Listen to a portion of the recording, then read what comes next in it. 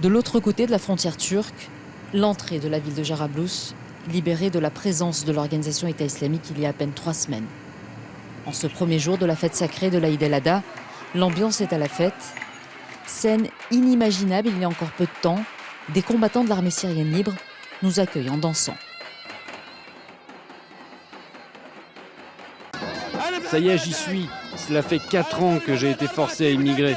Je suis revenu ici il y a à peine 2 jours. Que Dieu soit loué.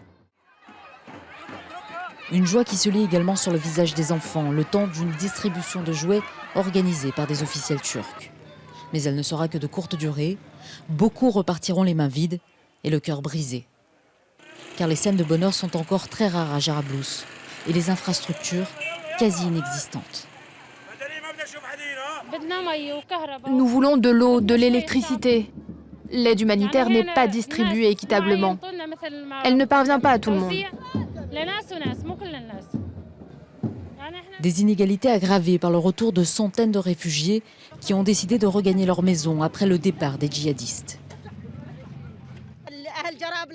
Les gens de Jarablus sont revenus et ils veulent nous chasser. Ils demandent aux gens venus des villages alentours de sortir de leur maison. Les différents groupes militaires ne se préoccupent pas de nos problèmes.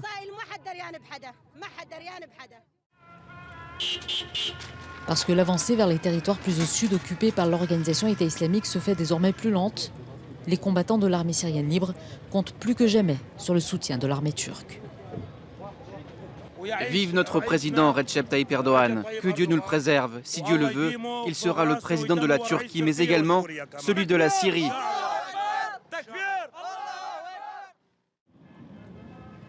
Conscients de leurs lacunes, ces milices de l'opposition espèrent recruter le maximum d'hommes, même parmi les plus jeunes.